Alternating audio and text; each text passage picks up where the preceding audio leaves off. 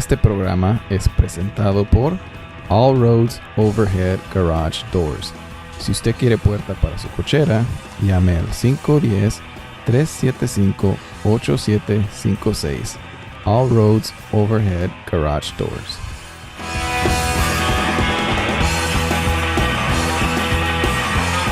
Welcome to the Voice Party. We have a special guest, Mr. Mario Montes. What's up, Mario? Hey, what's happening? Thank you for having me. Hey, man, you're one of my favorite people I've met in the last, 10 years. Wow, you must have met some messed up people if I'm your favorite. A lot of, yeah. No, I'm just kidding. No. But aside from, Thank you. I like, yeah, man, I like reading your posts. A long time ago, I remember seeing you. I met you for the first time this year. Yeah. In person. Yeah, we've been friends on social media for a few years. Like 6 years. Yeah. Yeah. That's crazy. Yeah. And then I saw you perform for the first time when you headlined my show. That was a fun show. And that was one of the funnest nights I've had in comedy, man. It was a special night. Yeah, especially hanging out with you after the show with this guy. Yeah, that was fun. That was fun. And then you guys have performed together on other shows too. Yeah, at Lyle's the Layover. The Layover. Yeah. Yeah, that's my favorite Oakland room, really. Really? Yeah, I enjoy. I know all the staff there. Oh yeah. And it's just a fun little room. I like their whole vibe. Very intimate. Yeah, if I was a lesbian, that's where I'd be hanging out at night, man, because it's a woman-friendly bar. Yeah. And they like to dance and they do all that stuff, And a lot of my gay friends, I tell them, hey, go check out the Layover, because I know the owner. Her name is Christy. Very cool lady. This is the lady that brings her dog, right? Did they bring a dog? Oh, there was a dog there when I was there. I don't know. Maybe. Probably. I don't know. But yeah, I encourage that place. I always tell people, go check this place out, and easy to get to and stuff. Mm-hmm. Yeah, I'm very impressed. Nice. Yeah. You mentioned we were talking earlier. How long have you been doing stand-up for?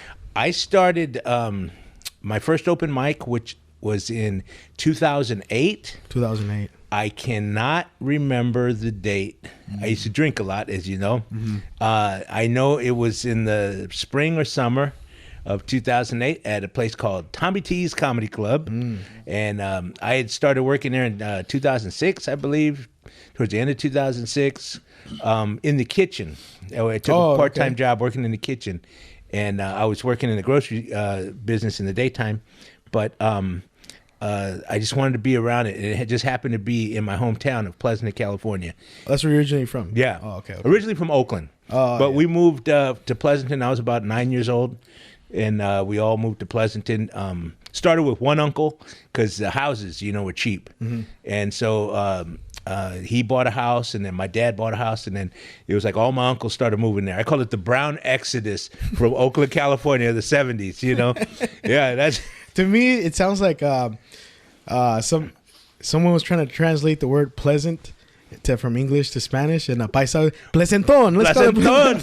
I never knew how. Okay, I never knew how they named it. I thought because it was like pleasant. Yeah. But there was a guy from, I believe, Spain or Portugal, General Pleasantón, but it wasn't spelled like that. It was, I think, with no A, right? Yeah. And he was the founder of the town, basically. He stole it from the Indians, probably. Yeah, I don't know, right? The founder, quote. Yeah. But he's buried in the cemetery. So we all moved there, right? And because there's this comedy club was in my hometown, I had kind of a sideways connection with them. I had a friend of mine involved with the owner, and I had met the actual owner, Tommy, for maybe 20 years ago. Is he still alive? Yeah. He's really? Doing good. Because the thing was, I've been going to stand-up comedy clubs since I was 18 years old. Just a fan of the... Yeah, of live stand-up. And so I had this opportunity. I want to work there. I thought maybe I should work the door. Mm-hmm. But, being a retail butcher for, 30 years, I fit right in the kitchen, and it was a lot of fun. But I wanted to get on stage, And that was kind of like where I started, was in the kitchen. We work our ass off there because the place, would get packed, especially on weekends. And all my kitchen brothers would be like, ¿por qué están aquí? Why aren't you in the other room? Because we'd all be having a good time laughing. Yeah. So finally I did an open mic, and I did okay. And then it was a succession of them every Monday. And it was 2008, and with that time, I got to see everybody who was starting out. And when I think about the people I started out with, I'm like, wow, Kabir Singh, Sammy Obeid. Oh, wow. Yeah, Rudy, I think Storm was already involved with comedy. He was already hitting it, but that's how I met him there. You told me started like in 2003. Yeah. So all those guys that I know as friends, most of them, we started together. Wow. Some of them are in L.A. I don't know, Corey Robinson, do you know him? Yeah. Yeah, he's in L.A. Yeah, He did started. a show in We were Monterey. Big T. Wow. Yeah, Whiteout. Remember, Whiteout from Oakland? He's in SAC now. I think so, yeah. There was a lot of those guys from Oakland, Leroy Stanfield and Whiteout that we were there every, For every the open Monday. mic at Tommy T's. Yeah, that was like our big. We called it going to school. We were all horrible, Really? Actually, Sammy and Kabir were great. Yeah. So you could tell there was something special about those two guys because they would come together. Yeah. And then the thing was, Tommy used to do it. Everybody paid $5 to get in, and I just thought, okay, that's the way it is. But they would pick like 5 top comics of the night, and then by audience of applause, they'd pick a winner, and the winner would get half of that door money. Yeah. So it was like, Oh, yeah, they still do that. I actually did that not that long ago, where you pay $5 and then the winner, half of the. I won it. I think I won it twice later on, which was over $100. That's not bad, So, but Sammy, I noticed with Sammy and Kabir, they would show up. Oh, there was another kid too, Joey Bragg. This kid, I think he won because he's like on Disney all the time now. Yeah, He's a kid. I remember. Yeah, he was I like think I 14. Yep. But Sammy and Kabir would like come and do the mic, and we're all waiting because we're all shitty and we all think we're going to win that money. Yeah. But they'd leave. Yeah. And go do another mic. Right, yeah. And I mean, well, thank God they left, Now I got a shot. Yeah. And of course, it didn't always pick you, but it was a lot of fun. Yeah. And so I started doing showcases. Kirk McHenry put me on my first showcase. He still does them, huh? Yeah, it was a Tuesday night in 2008 sometime. Okay. And later on in the year. And to me, that was a big deal. Bless you. Being on a Tuesday showcase, Yeah. oh man, this is awesome. Yeah. And then it just, from there, I started getting weekend work, opening or being the host Right. for just a lot of real, kind of household names, and Like John Witherspoon. John Witherspoon, I had that was my first time I'd featured for anybody. Wow. Yeah, that was big was name. nerve-wracking, but Did you get time to talk to him and hang out with him? yeah, he was a very nice man. He tipped me $100 actually. He's a very nice man. He's like a grandfather. He gave it to me Sunday night before we went up. He come up to me, he's like, "Here you go, sir." And he shook my hand. It was like grandpa giving you money. It was 520s. Oh. But I had met him before when I worked in the kitchen. That was the funnest part I loved about that job was I was meeting these big comedians. And I'd make them their dinners between on the weekends between the shows, because there's 2 shows on the weekend nights. And I would make it a point. My manager Holland knew I wanted to go deliver the like a pinche butler, here's your meal, sir, but I got to talk to these people, and I found it as hilarious. It was awesome, know. But what are some of the comics you met aside from him? Anybody who played there, right out the beginning, Sean Wayans, Marlon Wayans, Damon Wayans, Earthquake, Linnell, of course, Brett Butler. Remember Brett Butler? She had the TV show Grace Under Fire. Yeah, I think real nice lady. Wow. Yeah. And then Bobby Collins. He's I like him. Yeah, he's a good guy. Then Titus. Titus. One of my favorites was Craig Ferguson. Right? Really? Yeah. He's a real nice guy. Man, he's tall, dude. That's a tall man right there. We took a picture and his armpit was like by my eye, Really? Yeah. You're a tall guy. Yeah. Jeez. So that place was packed, right? It was like sold out the whole weekend. We're working our ass off. Yeah. So it had rained that night. And I'll never forget this. My boss, Holland, and I at Sunday night show, last show, we're taking out the last garbage, big garbage can on wheels, right? We go to the dumpster, and somebody parked right in front of the dumpster, you know. And we're like, it says no parking, you know. It's a big thing for us. Come on, so we lift the bag out. We're gonna put it over is a Lincoln Navigator parked right there. The bag rips, and all the garbage goes. It's raining. I'm pissed. And I'm like, fuck this car. He's like, yeah, fuck this car. And we start throwing food at the car, right? And it stops raining, you know? And then we got it. Yeah, that's what they get. They should fucking know. So for whatever reason, Tommy comes out. He's just walking out. The show's almost over. And he's like, what the fuck are you doing? That's Ferguson's car, right? Oh, shit. And like Holland's like, get the hose, you know. So we washed the car off, you know. We got all the garbage out, threw it away, and now we got towels, you know. In the kitchen, you got a lot of towels, right? So we're like wiping the car down because it stopped raining. It's all nice and pretty. And then Ferguson's old lady comes out. She goes, "Oh my God, you guys are so sweet, right?" He goes, we got to go back to L.A. tonight, and it was full of bugs. Jesus. Right? So then she went and told him, and he tipped us. There you go. That's very kind, you know. Creating opportunities for yourself. Yeah, exactly. I said, thank you. Can we get a picture? You know.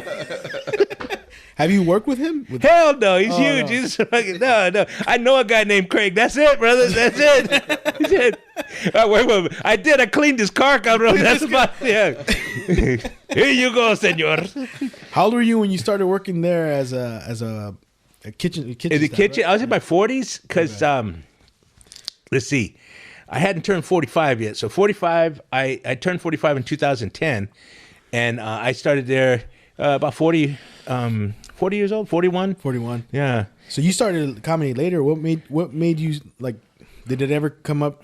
I mean, did you ever think about starting early? Dude, I wanted to do this my whole life since I was 5 years old.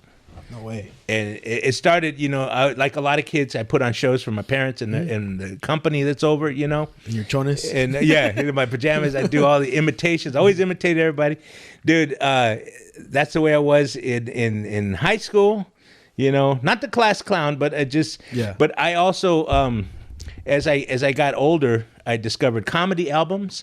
I started checking them out at the library. Yeah. You know, so like the first any names in particular? Yeah, like Flip Wilson and Lenny Bruce. Nice. They didn't have like Richard Pryor or Red Fox, you know, but they had Mort Saul, anybody who was, you know, not dirty. Right. I would check out these albums and Lily Tomlin, that was another one. But comedy albums were big in the 70s. So like my aunts and uncles always had them, you know, because you played them at parties. Right. You know, they called them party albums, I think.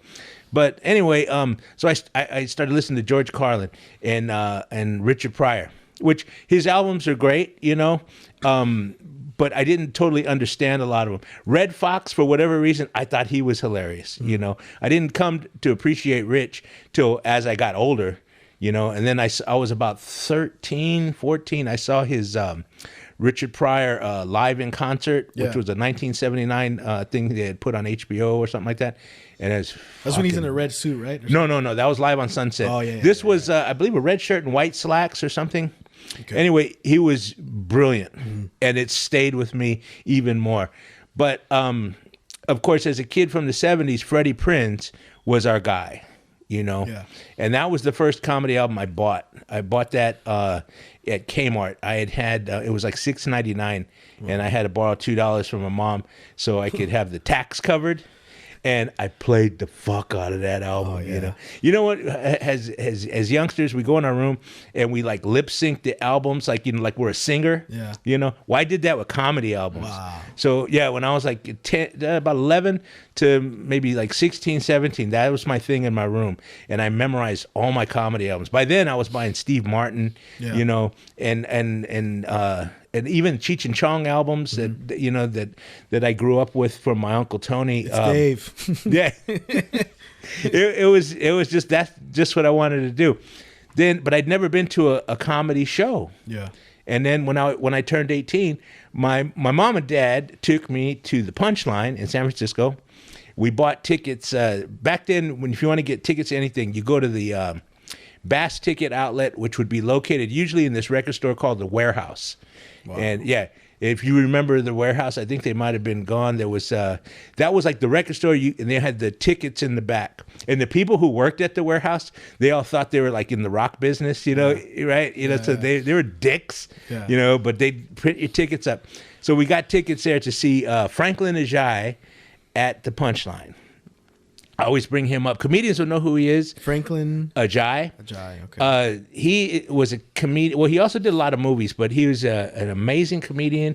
Had a good writing gig, if I'm not mistaken, on the Arsenio Hall show back in the 90s. The people recognize him. I say, did you see the movie Bridesmaids? Maya Rudolph's father.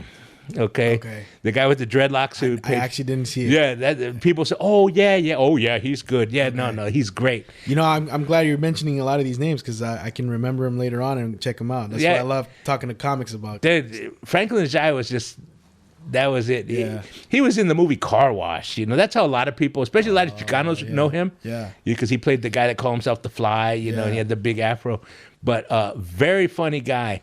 And so. I saw that was my first show, and after seeing that, I didn't like. It's like part of you like, oh, I want to be a comedian, but then the other part of me was I want to see more comedy shows. Right. So from the 80s and 90s, being in the Bay Area, that was an awesome time to go see live comedy shows, and I saw everybody, man. Really, everybody. Wow. It's funny. A lot of the people that I paid to see, it's like I kind of know them now. Especially the local guys. And some I'm even... Like Larry Bubbles? Larry Bubbles Brown, of course. Saw him many a time. Yeah. Hilarious. Oh, yeah. Funny guy, yeah. And then Marga Gomez. Yep. That's my one, I love her. And she's super nice. I met her before. Yeah, she's an amazing, nice person. Yeah. And then there was, all the names that came out of San Francisco, like, Will Durst, he's still a local guy, but, he plays all over the place. Yeah. Rob Schneider. Oh, right? Yeah. You met him? Seen him and did the meet and greet on the way out of the Punchline, like you do. Like I find myself doing at places, thank you, blah, blah, blah. Schneider was, they called him Little Elvis. That was his thing because he used to personify that, and he could do a great Elvis. Yeah, I remember one time he's hosting the Punchline for goddamn, I forgot who it was, and he's reading from the book Elvis and Me that Priscilla Presley wrote. Oh yeah. But he's doing it in Elvis's voice. and of course saw Ellen back in the 80s. Oh, wow. One night. Yeah, she's really cool. Again, very funny, of course, but then shook her hand and I never forget. She was the first, like, to me, big comic that actually said something to me. Usually just say thank you. Yeah. And I told her that I always wanted to be a comedian. You were so funny. The things that you would say as a fan. And she said, do it. It's only failure if you don't. Try it. It's never too late. This and that. She just said those things that will stick with you when you have those kind of stars or hopes in your head. But I saw George back in the early 90s. Wow. He was coming out to Lowrider then. Yeah. I saw Jim Carrey there. That was a trip. Yeah, that would have. I never really watched, so I didn't know Ellen did stand up until I saw she had her special, and then I looked. Oh, she's hilarious. Yeah, and then she used to open for Dice Clay and stuff, and there all these like people that we just see. So many of them that we see on TV or movies, they all started in stand-up, man. Like, ¿cómo se llama? What's his name? Dennis Leary. Dennis Leary, right? Yeah. When that movie, I mean, I've seen him like Rescue Me and all the things he's done. But I went to the movies a few years ago to see that Kevin Costner movie, Draft Day. Oh, yeah. Right? And that was a great movie. I liked it the way I liked Jerry Maguire. It's a big movie about football, and I love football. So I'm watching Leary play the head coach of the Browns, and he's playing it, it's serious. And then it just kind of dawned on me. It's like, he started at an open mic.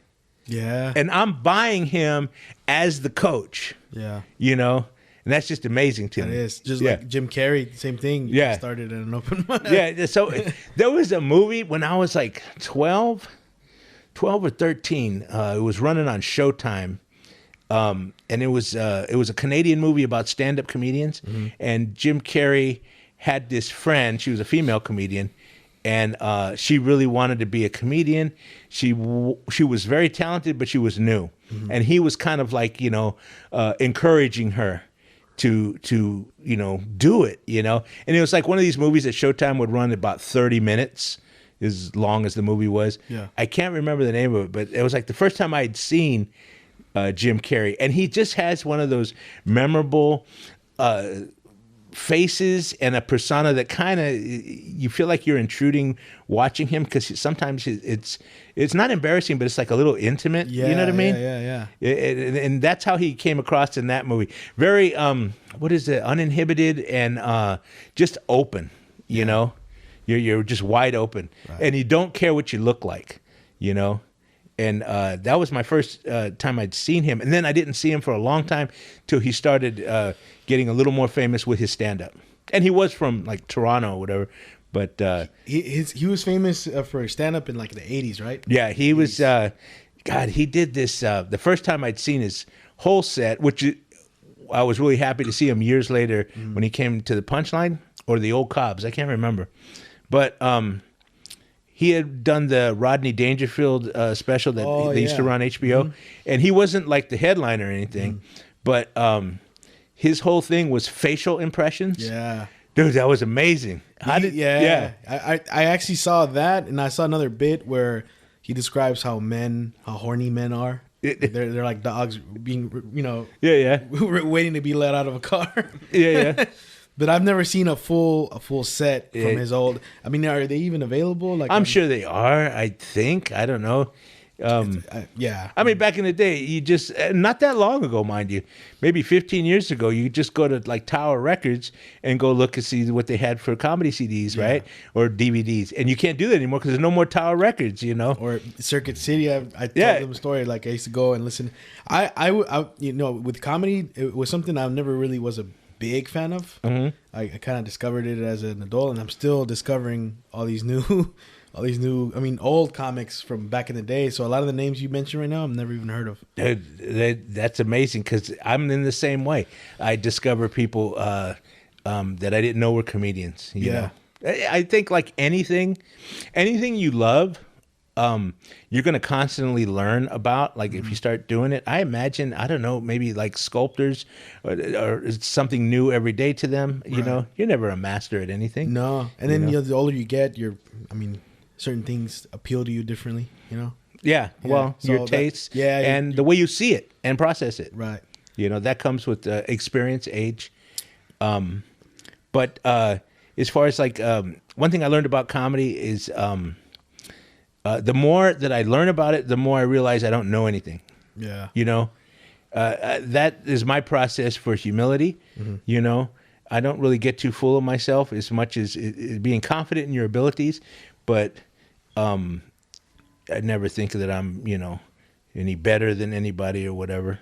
That's what life will teach you too. Yeah. Because I think when I was young, maybe when I was your age, I was pretty arrogant. What you call it? I was out of control for many years, dude. And sometimes, you'll learn the hard way. That's how I learned. Because for many years I was just kind of doing it my way. And when I got a second chance at life, I realized that okay, this is what I'm supposed to do, and I have to do it right. So, I mean, how do you learn it? Just by bombing a lot of times? Or? You mean like comedy? No, the what you're saying, the humility that... Oh, yeah. Well, see, I don't worry, like, okay, say for comedy, bomb. You can bomb anytime. A joke can bomb. Your set can bomb, and you learn from it, right? Like either I'm not going to do that joke again, or I'm going to fix that joke, and you work it out. And then all of a sudden, the bombings become infrequent. They can still happen because supposedly if a crowd doesn't like you, right? Yeah. Or whatever. But that's how you learn. Same thing. I bombed at life, dude. I don't worry about bombing on stage. I bombed at life. In what way? The drinking caught up with me. Oh, yeah. The drinking and behavior. And it's one of those things where I lost everything. Wow. I had a great job. I was an assistant manager at one of the big grocery stores, Safeway. I was doing showcases, but I had all the toys and all the things, single man doing single man shit, right? I didn't realize that what a I guess I could say what a bad person I was. And it wasn't because of the drinking, it was my behavior. I was very selfish, self-centered, I used people, that's how I had a very narrow-minded way of looking at the world, and I lost it all. It all caught up with me, and the next thing you know, I go from one year, 2009, top of my game, doing all kinds of shit, right? 2010, I'm homeless in the streets. Wow. I'm like, how the fuck did this happen? I happened. That's how it happened, And by chance, I got taken somewhere by a friend of mine. This old man took me to a place in Oakland, rehab in Oakland. And that's where I, turned it all around, So it was only drinking for you though. Yeah, right? pretty much. Pretty much.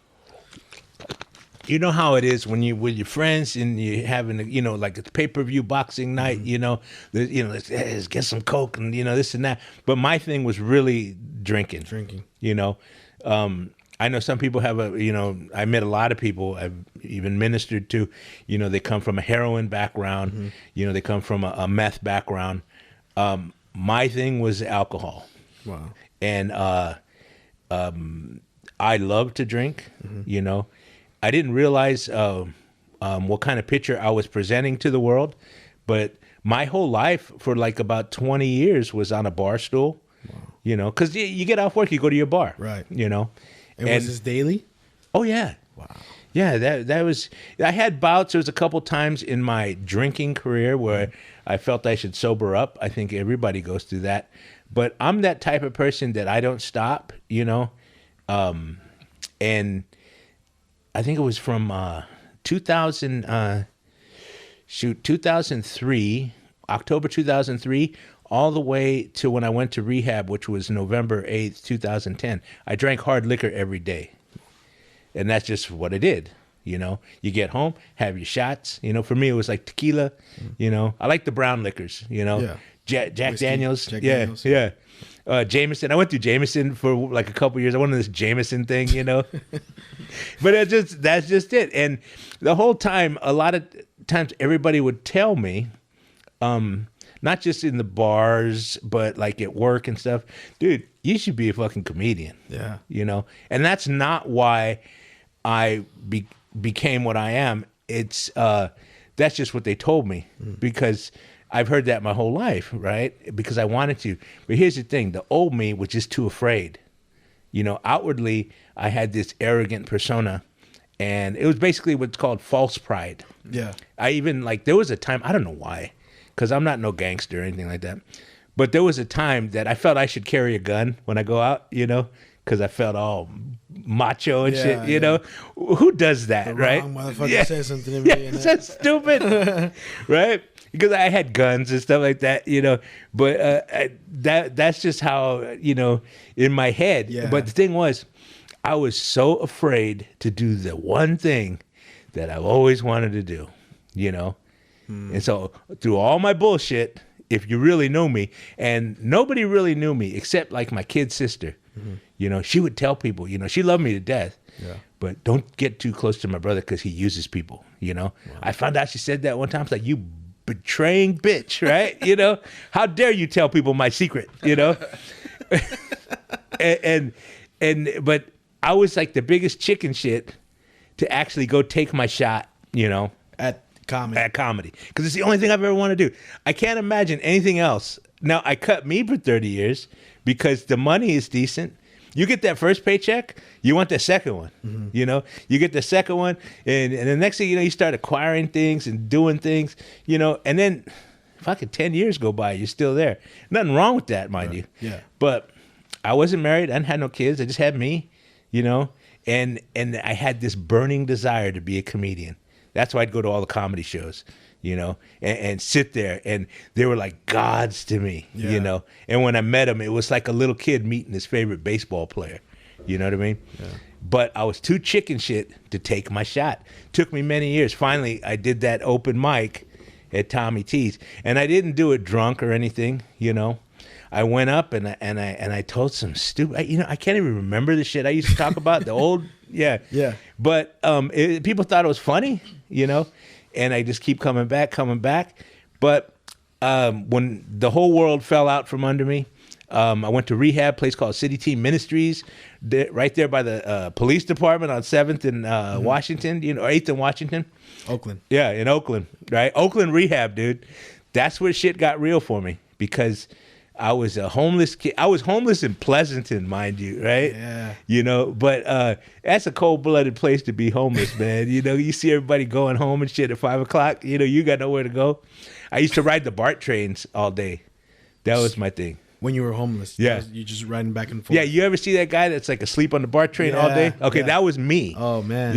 Yeah, that was me. And what made you decide to accept rehab? Because I currently have a friend who's dealing with the problem. Oh, okay. Well, you have that when the shit really gets real. Some people, it's maybe a brush with the law. Okay. Maybe somebody, if they're into the shooting needles, maybe a friend dies and overdoses in front of you. You know, you have that thing. For me, it was my mother. I was like, you ever see that movie Jungle Fever? Part of it. No. Okay, there was Samuel L. Jackson's character Gator, and he hit his mama up for money. You know? I remember. And she tell him, "What's that new dance the kids doing?" And then he would do it so she could go rustle in her purse, right? So my mother would. That's who you go to, you know, for help for whatever. She had all my shit in her house, and I was pathetic. I was not what I was, even though prior to all that, you know, I drank and all that shit. But I was always, you know, pretty responsible, so to speak. You know what I mean? Yeah. So she had seen me like that. And so it was November 7th, 2010. I showed up at before she went to work at 6 a.m, you know, under the guise I wanted to get some clean clothes, but really I wanted to hit her up for some drinking money. Yeah. And she had told me that there was this guy looking for me, this guy that I met at a church earlier in the year, real sweet man named Norman, old white guy, right? And he was looking for me because I stopped going to this church and everything kind of fell apart for me and I just disappeared, you know?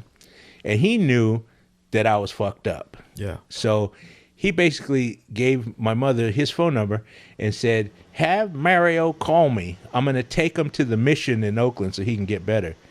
So that was my mother telling me, this guy's looking for you, you know? And I go, who? His name is Norman. I go, yeah, Norm. Yeah, nice guy. And then she said, he wants to take you somewhere so you can get well. And if you don't do this, I don't ever want to see you again. Oh, wow. Yeah, when your mama tells you that shit, the shit gets real. Yeah. Like my mama, you know, I'm the oldest, right? Right. So she said, don't do this for me, or don't do this for you, do this for me. That's what she said. But that was it. Then I had the opportunity. Okay, I can still not go and call this guy, but I'll never be able to talk to my mother again because she goes, I can't see what you're doing to yourself.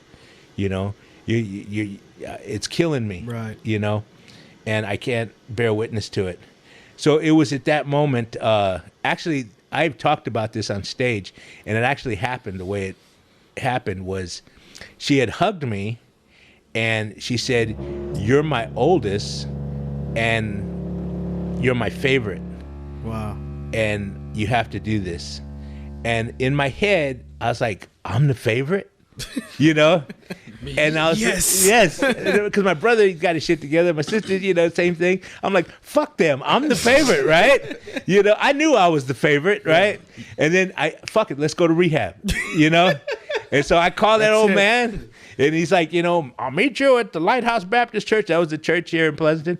I'll meet you at 4:00, and I'll take you to the shelter, and you'll stay in the shelter, and they'll put you in the program in the morning. I already made a phone call. I found out this old man had been taking fools there for 20 years. Wow. Little old white guy from Alamo, been taking all kinds of people to this place, and that's what happened on November 8th, 2010.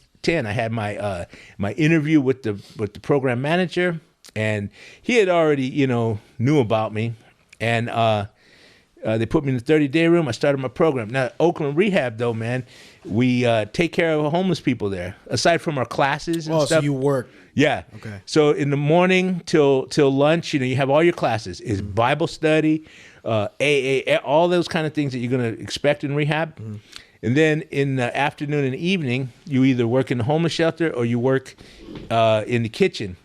And that's what I did was work in the kitchen, and you get up at like 4:30 or 4 in the morning, because the breakfast is served at 5:30, and they serve dinner. There's breakfast and dinner. So you guys all do everything, you work? Everything, yeah. Okay. So your days are like 15 hours at least. If somebody wanted, a listener wanted to get in contact with that, how would they go about? Well, it's is it City Team Ministries is located at 722 Washington Street. Okay. You can call them. I don't have the phone number.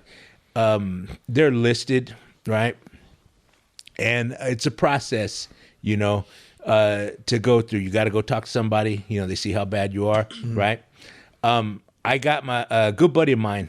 I got him in there. He called me crying. My old party brother from the 90s. Oh, wow. My buddy Pat. He recently passed away, but he had been, thank you. Yeah, great guy. He'd been clean and sober for 2 years, though. He called me in with a phone call. I got him an interview in the program, I can do that with anybody. You get a hold of me, I reach out. Yeah. I get you the interview. You got to go sell it, Right, yeah. But that's pretty much how it's open to anybody. It's a free, nonprofit Christian rehab. Wow, it's free. That's big. Yeah. Yeah. Lot of Jesus Christ in that building, But the thing where it worked for me, because I have a lot of brothers who I went through the program with, but they're either no longer with us or they're back ripping and running again. I can only say that what worked for me was connecting with the bums and the winos and the junkies that we served. I fell in love with these men. Yeah. And that's what I tell people, that I actually saw God, and it was through these men, through the love, I felt my heart change. And I never used to like men like that. I used to hate homeless men, dude. Really? I hated fucking homeless men. Like you wouldn't give change? Fuck you. I'm working my ass off of this money. That was the mentality that I used to have. Yeah. And then, God has a sense of humor. He made me a fucking homeless man, Joke's on you, bitch, right? Were you ever at the point where you were begging for money in a... No, I didn't have no game like that. Oh, okay. Because I met other guys in the program. They used to tell me what they used to do. It's like, shit, if I knew about this shit, I wouldn't have a drinking problem. I'd have booze, right? Right? I didn't know how easy it was to rip off drills from Home Depot and shit and then sell them, right? Yeah. I didn't know all about that shit. I just worked. So I learned that later. Yeah. But I don't need that shit, I just kind of fell in love with these homeless men, and they were awesome. I got to know their names. I call them Oakland's invisible people, because people just walk by them or step over them. Yeah. Unfortunately, it's gotten to in crazy numbers now. Man, it looks like a whole village of... Yeah. I drive by... But getting help, that's a different ballgame, though. Yeah. Because there always been people living on the streets, But do you want to get help? I have people approach me. It's funny, because I take Bart a lot, going to shows, and people will hit me up for money. You old wino, you stink like booze, and you're about 60, but you look to be 100, you're probably going to get $5 out of me. Oh yeah. But if you're coherent, I'm gonna give it to you. Oh yeah. I'm gonna tell you about some Jesus. Don't get me talking about God, right? But that's because it's like I see, Matter of fact, there's a kid. You see a little bit of yourself in them. Yes. Yeah. There's a kid though. If you're gonna hit me up for money, you got to remember what I look like, because this kid, he got me last year for $10. His name is Ivan. And he had little tattoos and shit. And he was telling me he got thrown out of his group home, And I was coming home from a show late at night, and I was at the Lake Merritt BART station waiting for the next train. And, I told him, man, can get a lot worse and this and that. But I felt bad for him. I gave him $10, right? Mm-hmm. So 2 weeks ago, I was at Lake Merritt, right? Here he comes again, And He's giving me the same story, and I look at him. I look at his hands. I remember he had like an L. Yeah. I go, hey, you're Ivan, huh? He's like, how you know my name? I said, you don't remember me? You should have told him I'm an angel. I said, you gave me the same story a year ago. Oh, man. I go, dude, you got to do better than that, man. You know? I go, I might have been wearing these shoes a year ago. Remember something, you know what I'm saying? And so I didn't give him shit, you know? Yeah. I said, dude, I go, I'm telling you, man. I go, you look like you still got your faculties. I don't know you. I just know your name is Ivan, and you tell me the same bullshit story. Yeah. I go, it gets a lot worse, though. You know, you look relatively healthy. If you're out here begging for money, if you just don't want to work, okay, that's one thing. If you got some kind of problem, there's help out there. Yeah. You know, I seen it too, man. I seen guys on the street too long. You know, they start out okay, you know, but then over a period of time, they got nobody to talk to. So they start talking to themselves, you know, Wow. and people, oh, that guy's schizophrenic, you know. No, I think the street might have made that guy that way, you know. It's heartbreaking. That concrete mattress, man, it's no joke, you know. And I see guys, they just start to go downhill over a period of time. The living on the street doesn't agree with them. Then loneliness kills them. That's right. And then you don't see them no more. I saw, I used to work at O'Reilly Auto Parts in Richmond, and they were in the back of the store where we kept the trash. There was always homeless people crashing there. You know, Yeah, they put up their so tents. Sad. Yeah, and one day I had to clean out some guy's stuff because you know there was a mess. There was like shit everywhere. And, you know, I didn't touch the shit, but you know, No, you. Yeah. there was this notepad. It was his, and I read what he wrote in it. It said, "Dear Mom, things are getting worse, and I'm alone, and I just want to go now." And then that was he guess he wrote that out to his mom, and That's it was sad, man. It was sad to see that, and I could just imagine how lonely this dude must be to write to like his dead mom. Exactly. Yeah. You see these guys and ladies on the street, they didn't start out that way, you know? Yeah. And none of us, if something bad happens to you, you don't expect it to happen to you. I was fortunate and blessed to be able to bounce back. Yeah. Not everybody has that opportunity. And it's rare, right? I mean, it's... You know, it's the numbers can go against you. Oh, yeah. Have you, since you've been... How long have you been sober now? Just know hit you do the countdowns. 8 years and 11 months next week. Congratulations, yeah, man. thank That's you. huge. 9 years in November. Wow. Yeah, there will be cake. Oh. Do you get cravings? No, that part of me is done. Because I hear from certain, you know, recovering addicts who say, especially you work in comedy clubs and bars. You know, for me, everybody would be different. For me, I ended up at a Christian rehab, and I learned about God for the first time. Right. And that was really... you had never been religious before that or spiritual? I didn't believe in God. I used to laugh at people who did. Wow. Yeah, you know, my mother, the Mexican Catholic mother, you know, she liked to bless you when you leave. Yeah. She would get holy water. She still has that. Yeah. And she'd bless you. And I'd act like it burned and shit. That thing was funny, you know. The chucha, chucha, you know what I mean? But it was when I learned, you know, through serving people who actually had it worse than me. Yeah. I'm a homeless guy in a rehab, right? But there's still people that had it worse than me. And I kind of saw myself, you know. The joke is at City Team, I invented it, was if you look to the left, you'll see the Oakland Police Department, you'll see the courthouse, you'll see the county jail, and further down the street was the coroner.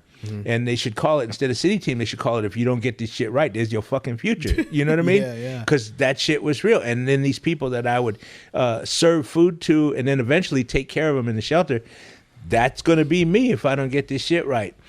I just kind of learned a freedom in the church community or whatever they call it, you know, living abundantly, you know.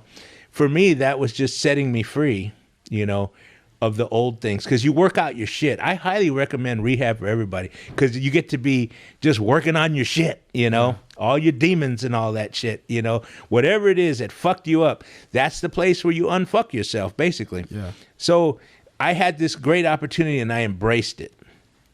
Then it was time to get out into the real world, you know. I lived at City Team for about 9 months. because they let you. And I was working, going to my job, going to shows. That's how I was meeting everybody.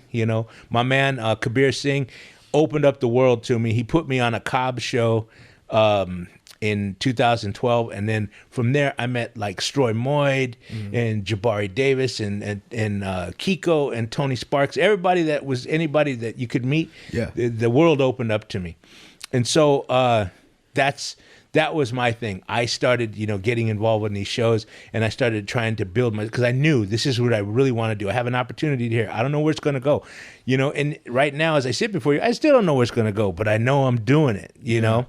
And you're very successful right now. I mean, I see you're constantly grinding. Yeah, grinding, but there's always room for more as far as I'm concerned. Yeah. But I'd sure like to see them. Actually, the money's pretty good for the private parties. Yeah. Because last year I did more than a few holiday parties, and I'm having those booked, and that's good money. Really? I know some comics, that's all they do. Yeah. Private parties. I can see why. Yeah, no, I've heard of some of the numbers.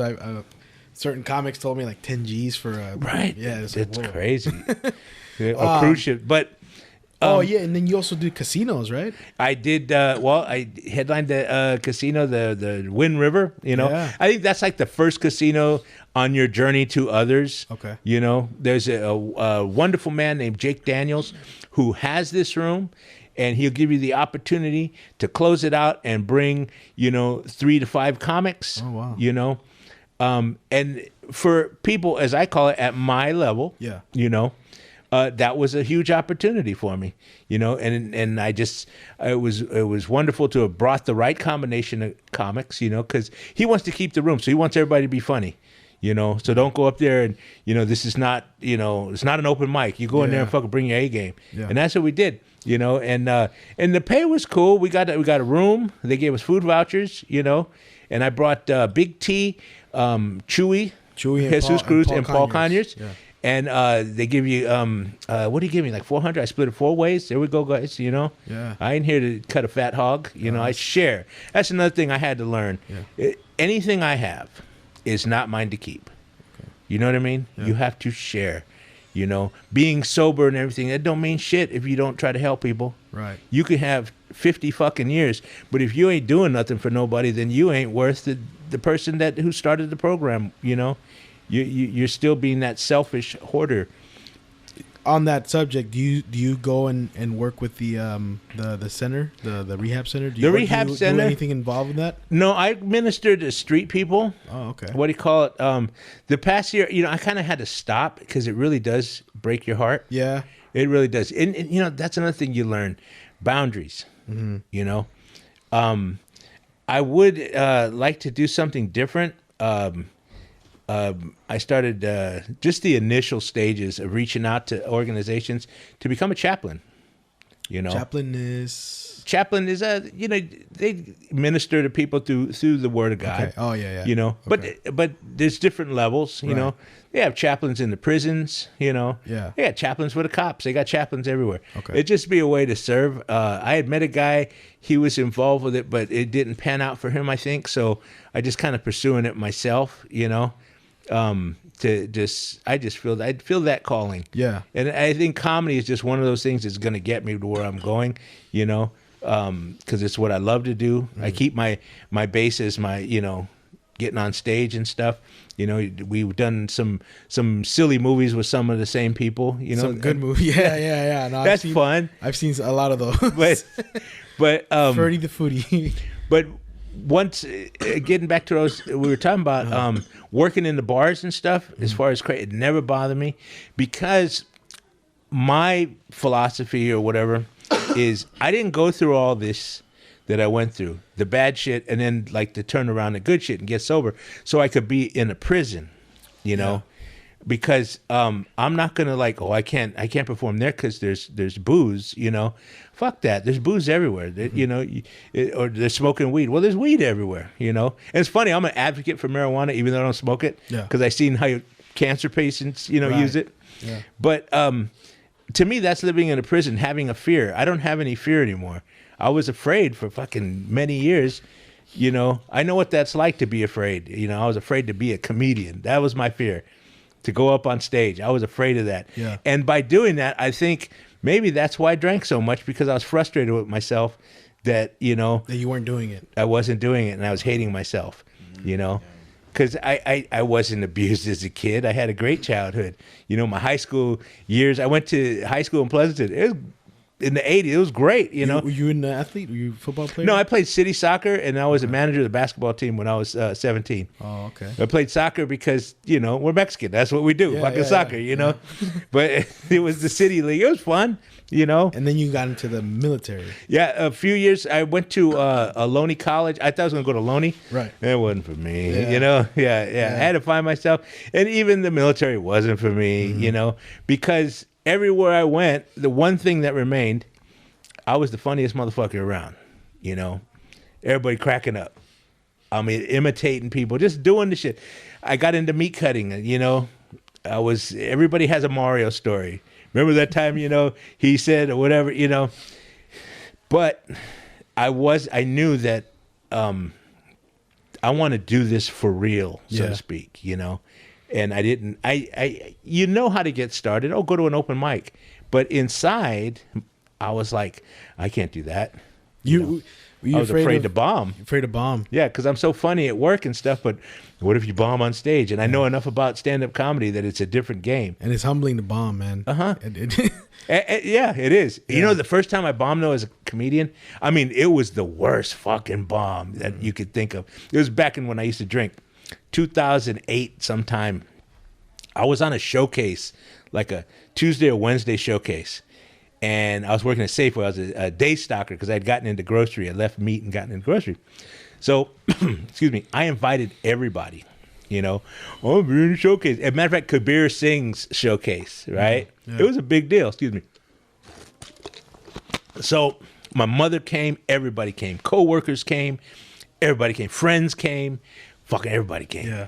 And I choked because I saw they all sat up in front. Oh, I'm like, oh no. So it's at Tommy T's, right? Yeah. So I decided to have a Long Island. That'll take off the edge. Yeah. But you know, they don't fuck around there, you know. And so I had a Long Island. Ooh, that was good. I'm gonna have another one, you know. And so, you know, they don't fuck. And plus, they're pouring for me. Yeah. So, you know, it looked like you could see right through the damn thing, right? So I must have had 4, right? So then I go up, right, and I forgot my set, and I was slurring my words, and I left. You know, my ass was dragging low, right? I was, yeah. So then the next day, hey, maybe you shouldn't try drinking, you know? I mean, people giving you, I felt like shit. It was I went home that night and cried, you know? Yeah, because I bombed. It affects you that way, man. Like bombing, yeah. It was, and because of drinking, I was like, I hope these people don't think I drink too much. Everybody knew I drank too much. Yeah. For Christmas, that's all I'd get, those gift boxes with the coffee mugs and the bottle of booze or whatever. So I remember, and just interrupt, I remember you told me something a long time ago on Facebook that I made a joke about going into Bevmo to sample stuff. And then you said you actually did that when you were homeless. Oh, fuck yeah. What do you call I perfected the art of stealing liquor. Oh, man. But then I was like, you know, I don't want to get caught doing this shit, right? Then I didn't know about Taka vodka, right?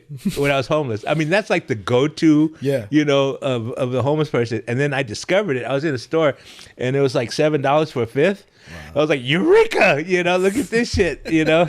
and so then I drank Taka vodka. I stopped stealing. I was stealing like Jägermeister and shit. You know, it's like, no, man, what do you call it? I don't want to be stealing. No, you know? Yeah. But that's how I got off the stealing and got on Taka vodka. I graduated from theft to Taka. Have you ever drank that shit? It is the worst. I think I had it once. Yeah, it's not good. No, it's not good for you. It looked. I think I poured it in a cup, and it felt like the cup was melting from that. It was bad. It's bad. It's like, I don't know, like that fuel that they put in like remote control airplanes. You remember those? They had to put the fuel in. No, man, that's a bad scene. That's the stuff. I think it was when I was in high school. We were trying to drink. We would get whatever's cheap, you know. Oh yeah, it's in the squeezable plastic bottle. Yeah. You know, one thing because I think I befriended you around 2013 or something. Yeah, it was before I hooked up with my vieja. Yeah, I was single. It was it was when you were single, because I remember this. You know, I don't know if you had just came out of the program or you were starting to do stand up again. When did you start doing stand up again? I started August 8th of 2011. Okay. I was still in rehab, right? Mm-hmm. But we could go out and work, and I got that job at the end of July. So I wanted to do the open mic. I wanted to go back to Tommy T's where I started, you know? Yeah. So everybody was excited. So it was the manager, the house manager, one of the pastors, and the couple senior guys in the program like myself. We got in the city team van with the big crucifix on the side, and we went and saw me do it. Now, open mic back then, I mean, maybe it's the same, but there'd be like 45 people. Yeah. I mean, that's a lot of people, That's a lot of people, yeah, because the most I've seen is like 30 something. That was on average as I last remembered. But then I got in the top 5. That was nice, you know, and just kept going back. But that's when I restarted. I remember that date, obviously, because I was sober, you know. But it was also the 8th, which was almost, it was one of my anniversary days because I started on November 8th, 2008. So it was kind of a special night. It was. How was that, emotion-wise? It was great. Yeah, it was.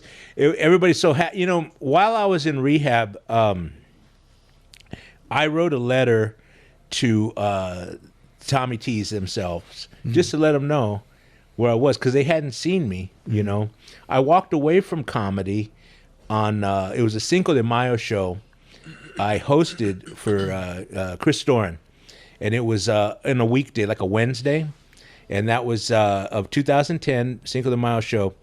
And everybody came. All kinds of people came. My mom, co-workers from 2 different jobs.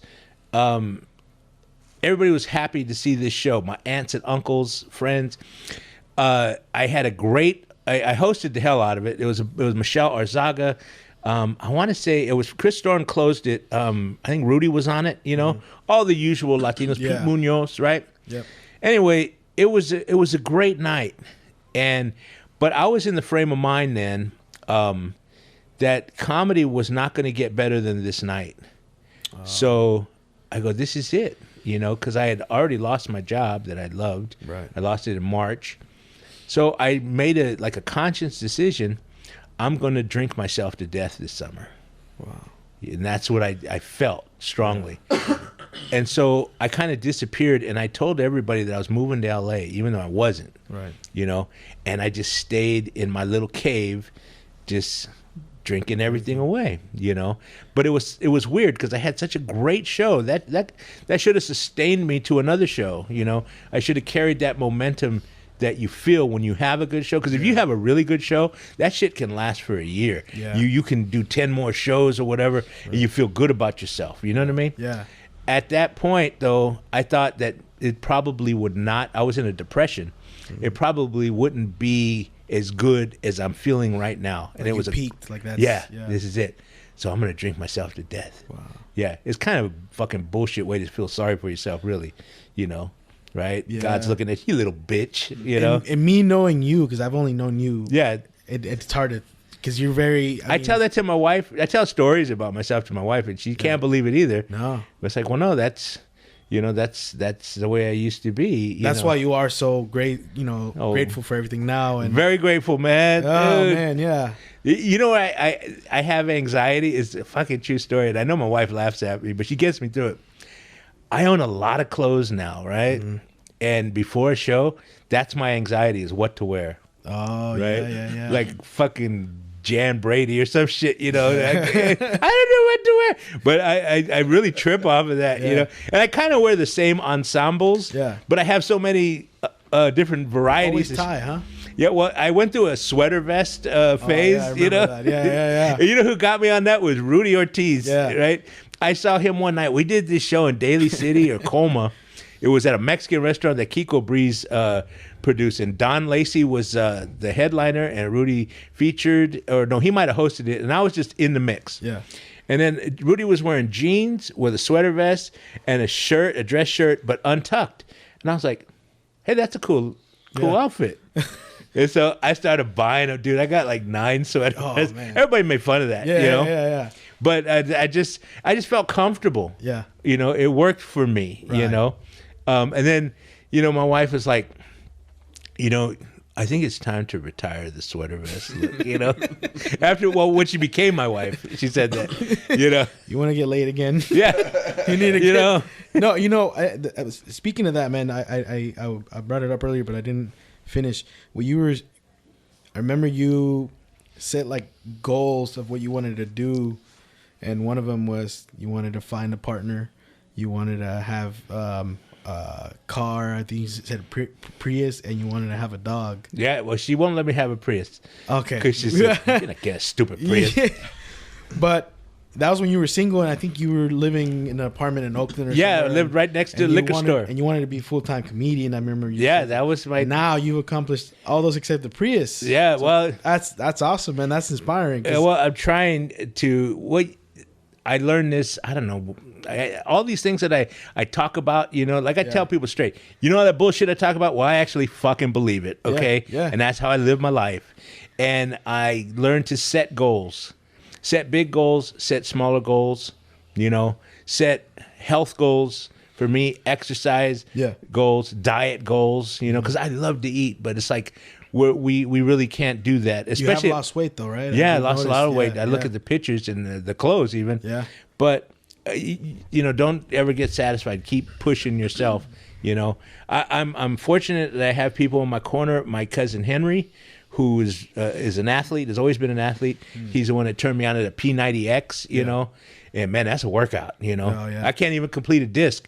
But, you know, you hit it every day. That's the whole point of it.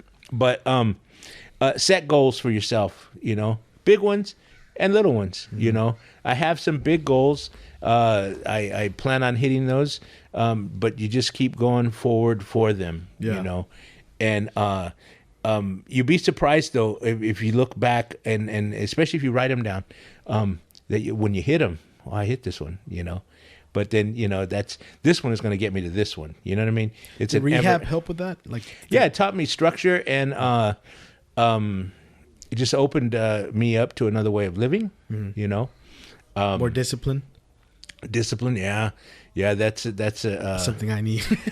We all could use more of it. Yeah, right. You think you have it, but there's always, it doesn't matter even as a comedian, as a meat cutter, or whatever you do, a house painter, there's always going to be somebody better than you. Yeah. You know, don't focus on that. Just focus on yourself, you know. And I learned not to worry what other people are doing, you know. I think if somebody's doing something, that's great. Congratulations, that's awesome. You know, I'm not going to, you know, I'm not going to feed, I call it feeding the beast. Yeah. Negativity. Right. I'm not going to give into the negativity of this bullshit, you know. What do you call it? There's so much more in this life that we can achieve through positivity. Get the same result. I'm not going to sit around and bitch about it, you know, regardless of what it is, you know. And I sure as hell, because I seen where that got me, you know, that cynicism and that negativity, you know, that doesn't work for me. You know what I mean? Right. So that's what I learned. I see that in your stand up, because there's not a lot of cynicism in your stand up. I'm snitching myself. You know, you come see my show. Yeah. Somebody hires me to close out a show. You're going to get a longer set than the normal, right? Right. So you're going to know about me, you know. But also that's my way of, I always feel that there might be somebody who was like me. And I don't mean somebody who wants to be a comedian. I mean somebody who maybe he wants to stop drinking. Yeah. You know? And maybe he's had to apologize too many days after to somebody he loved. Right. Like my sister, you know, because I used to hurt my sister's feelings or whatever, you know, because I'm a mean drunk. That's another thing. Some people can drink and they have a good time. I'm a mean drunk. And You get violent? I think I've heard. Okay. You know, yeah. The police report said. Yeah. But yeah, the thing is though, it was something I read after I was sober. It was Robin Williams. He nailed it because he was struggling and he had went through another rehab, and he had just said one line, and it was like, the thing with drinking, being an alcoholic, it is incredible of the amount of cruelty that you can inflict on the people who love you the most. Yeah.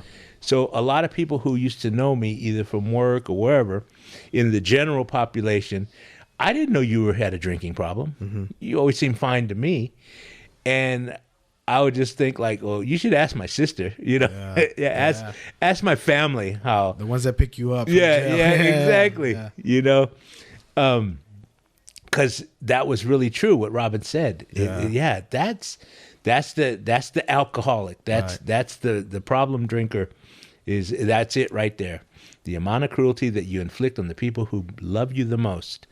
That's the testimony. Have you, on that same note, have you, I don't want to say one back trust. Yeah, one back trust of people you hurt back in those days. Like you that's part of like they call them the steps, the 12 steps. Okay. You work through those called making amends. Okay. You apologize or whatever. Mm-hmm. I think that's great to do. Okay. Especially when you want to reestablish a relationship. Right. Now, like my cousin Henry, my drinking cost me 20 years of our relationship. Wow. I hadn't. His cousin, my first cousin, my first audience, my cousin who's like a brother to me, 2 years younger than me. We shared toys. We lived together in high school. You know, we got a place together in the 90s, and it was fun and everything. But I drank too much, and I got really jealous of a wonderful lady that he ended up marrying and having a family with. I was jealous of that, and I didn't know how to process it, you know, and I just became mean. And we moved out, and we didn't talk for like almost 20 years.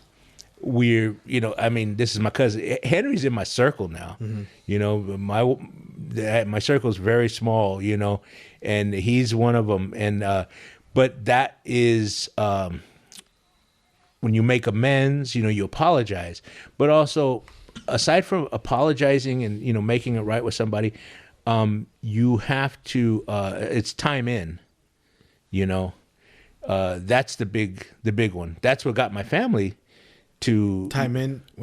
Meaning, the length of time that you're going to stay on the path that you say you are on. Okay, you know, yeah. Hey, I'm in a program now, and I'm really sorry I was such a dick. Blah blah blah. That's great. That's only just the beginning. Don't rest on that. Mm-hmm. Stay on that path that brought you to them to apologize. You know what I mean? To make amends. You know, and over a period of time, then you can get maybe some trust back. Okay. Don't expect it just because you got sober in a program and you feel fabulous. You know, a lot of guys think that's the end result. No, that's just the fucking beginning.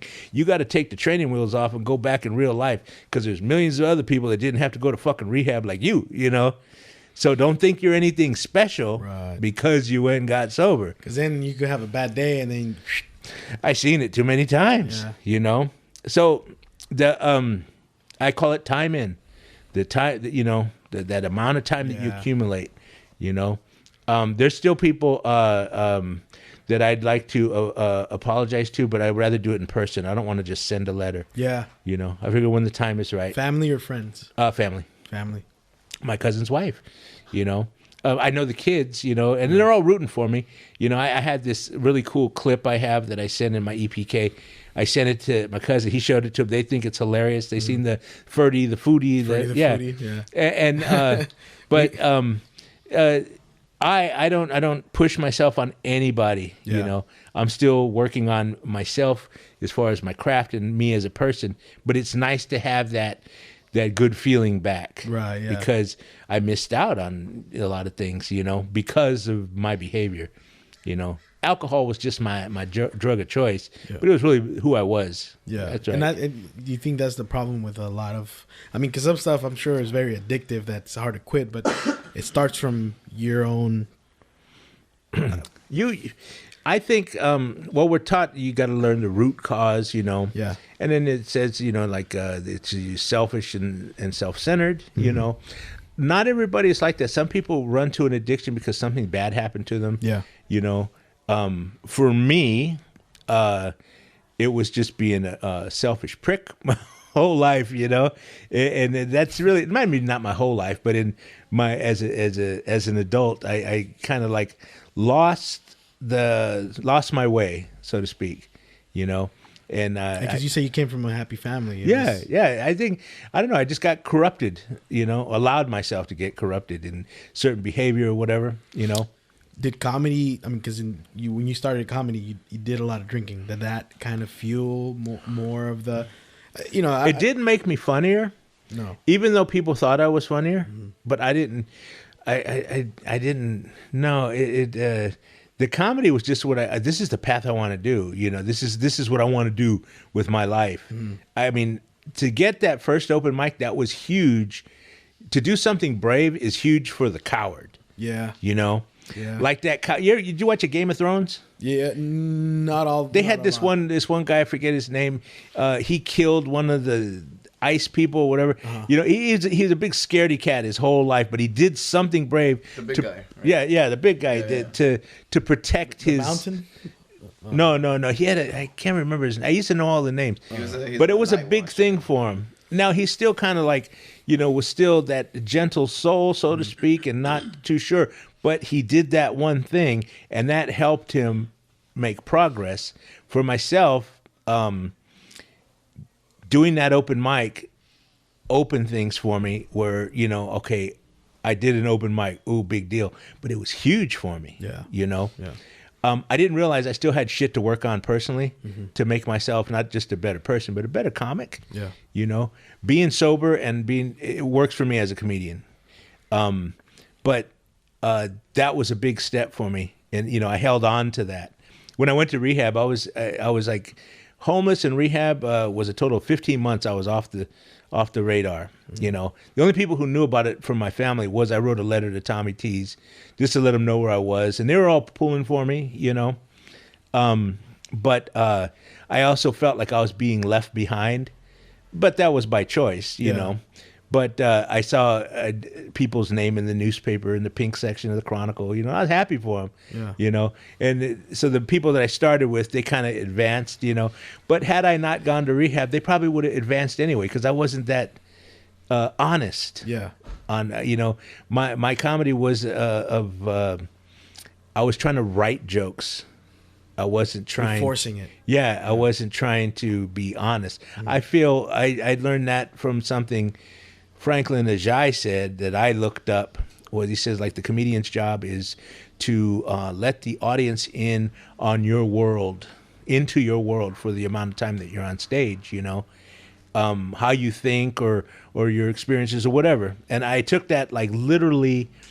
I took it as a literal statement. The words were, I took them at their literal what they said. So which is what I like about your stand-up because you paint a good picture storytelling. And I've always done that, you know. And so I'm sure you've also came across a lot of people in everyday life who are like, oh man, that guy should be a comic, and like, yeah, exactly, yeah. So I don't know. That's what it served me well. Yeah. Doing all the things. Two things that served me well is my whole experience as an old guy. You know. You're 54, just turned 54.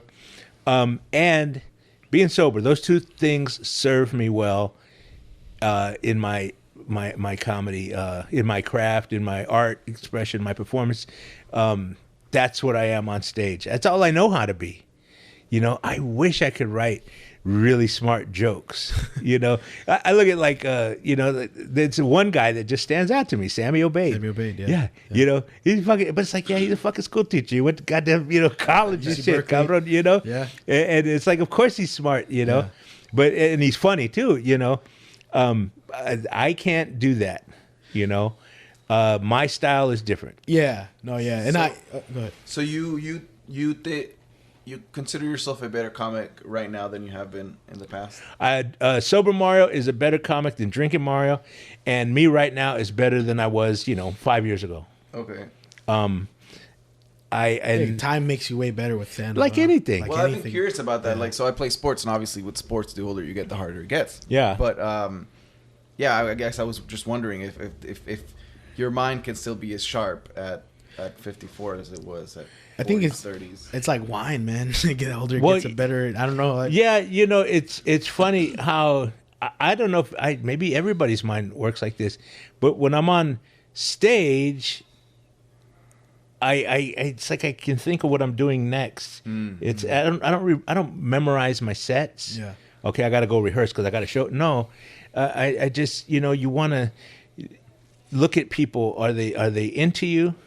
Did this joke hit? Okay, so I'm gonna do more like this. Mm-hmm. I had an all Latino crowd a week ago, and everything I did, I knew it was gonna hit because it's all Latino crowd. You know what I mean? They call it like reading your crowd, reading the audience. Yeah.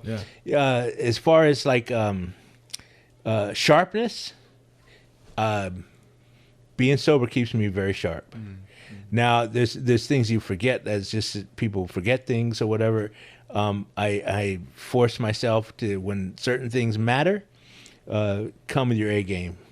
Be it I'm on stage getting people to laugh, or I'm ministering to somebody, that is coming to me for help, or I'm dealing with my wife. Don't be a pendejo with your wife. But yeah, I think clearer now than I ever have. Yeah. I see things. And you keep yourself sharp, like working out, and I've learned to, health has a lot to do with it. Yeah. I feel better that I took up exercising and stuff. You walk your dog, P90X, all that crap. Yeah, eating better foods, eating a lot of vegetables. Vegetables just don't have to be French fries. And I love French fries. But it's things like that. It does help you. Yeah. Vitamins. My wife has me taking vitamins. The multivitamins and stuff that you take when you get my age. When you get middle age, you got to think about your bones. Yeah. That's the thing with the weight. You got to take off more weight. Mm-hmm. Even though I've had some progress this year, nowhere near done because your bones, your joints, you just take them off. Keep exercising and keep moving. And I don't want to change subject, but I wanted to ask you this earlier. You actually married a high school sweetheart. Well, not a sweetheart. Oh, no. We took a picture together at our senior prom, but she wasn't my date. She sat on my lap, though. Yeah. Right? And it was a group photo. Yeah. And she was just like an acquaintance that I knew. You know how you know people in high school, but you might not kick it with them. Mm-hmm. Her name is Jerry is her name. And she was into the track. She was a long distance runner. That was her world. I had my friends, but we were cool that way. Yeah. And so that was the thing. I've posted that picture on. This is how like life works. I think it's weird. We took a picture at our senior prom. She's sitting. She had a nice ass, track ass, right? Oh yeah, you know what I'm saying? Right? A white track ass, right? So she's sitting on my lap, and it was great. And my date was my friend Vicky, and we were all friends, and we're just taking a silly picture together, right? So I had this picture. So that stayed in your mind, huh? But I had this picture for years, and I lost everything, all my shit, right? All the things that I used to really cherish, I lost them, or I had to get rid of them, whatever. For whatever reason, I still had that picture. Mm-hmm. It was in an envelope, and it was at my mom's house. She had a bunch of pictures. Not a bunch, but it was a bunch of different pictures that I think this is yours. And inside it was that picture, right? And then Jerry and I connected on Facebook. And then, and I said, oh, Jerry Delaney, I haven't seen her in years, So when when you become friends with somebody, you go to their profile, see what they've been up to, see their pictures. I'm like, holy shit, she was a police officer. She was in the Army, right? Really? Okay. And I always loved women in uniform, And so like we talked for like fucking year, man. Not even like talk. We were like sending messages on Facebook and texts. And then we saw each other in 2014. She came to a show. It was the first show I produced, and of course, the luxury of producing a show, you can make yourself the headliner, And that's what it did. It was 25 minutes, And I had hella people on the show, man, because everybody hit you up for a guest set, and then I already like booked a bunch of people. But it was a good turnout, right? It's hard when you. I mean, it's not easy to say no when like everybody's hitting you up to Oh, now I just ignore them. But yeah, then I say yes to everybody. Yeah. No, if I wanted you on the show, you'd be on the fucking show, right? Yeah. But then, God, I had everybody. You know who was on my show? Irish Dave Nihill. Oh yeah. Big T, Tuesday Thomas, Gloria Magana, Johnny Eller, Priya Prasad. Damn, I miss it. Yeah, there was like hella people. We took a group show. They're all on the show, you know. But Jerry was like, "Wow, you know, we hadn't seen each other," and she was impressed that. She said she fell in love with me when she saw me on stage performing because she realized that I was living my dream. Mm-hmm. And I was like, gosh, she got pretty eyes and big chichis, you know? And I was like, yeah, this is a win-win. Priorities. I don't remember her chichis that big, you know? I was like, yeah, you know? I always like a chichona. Never really dated a whole lot of, but I always like a chichona, man. And I was like, this is potential, you know? And so then we started seeing each other, and we broke up for like a day in July, you know, and we got back together. And then, dude, it's just been smooth sailing. And then we moved in together, you know, and we just like, you know what? I love you, you love me, and I'm not going anywhere. You're not going anywhere, and I don't want to do this alone. You know, we should just get married, you know? And she'd never been married before. And I never been married before. And she ain't got no kids and I ain't got no kids. You know? So the jokes that I make on stage about that, that's all true. Yeah. And my father really did think we were a couple of gay people who gave up, you know? Because he couldn't grasp it either. But it was great. Yeah. And we had a wedding at my mother's house because she had a huge backyard. We weren't going to do that. We were just going to go to City Hall, me and her.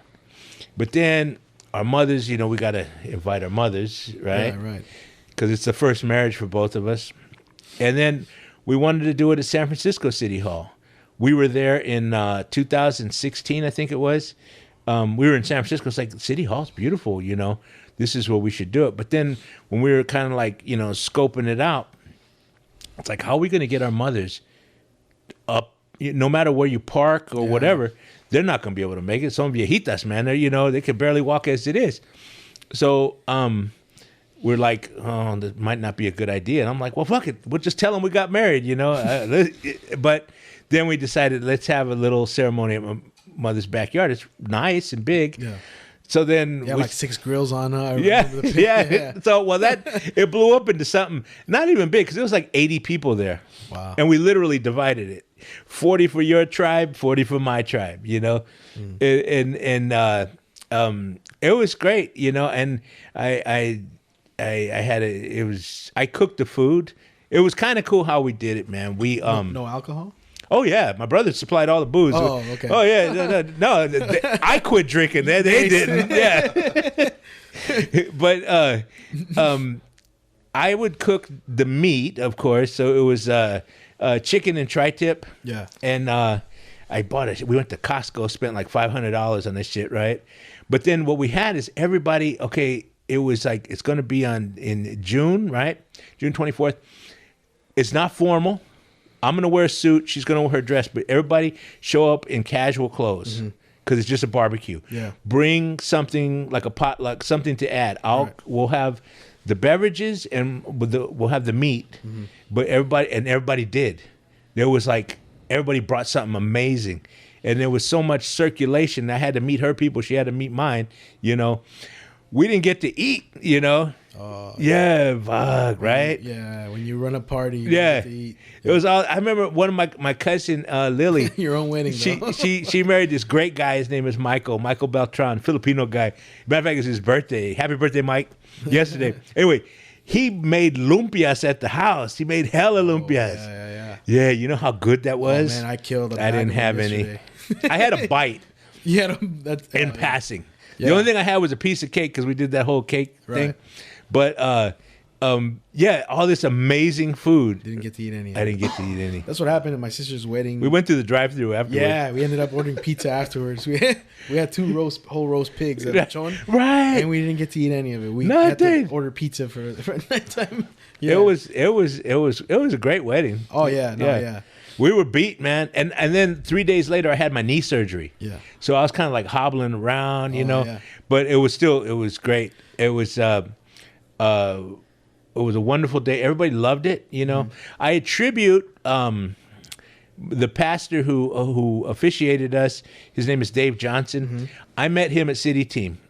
He was in charge of the shelter, and once I became a senior member in the program, they let you work in the shelter. Yeah. They want to make sure they could trust you, and you know they you're not going to be tempted because you're dealing with street people now, Right. you know. So I was running the shelter with another guy, and Dave was who we answered to, and Dave and I got real close, and so we remain close, and to this day he's a wonderful man, and he has a church in San Carlos.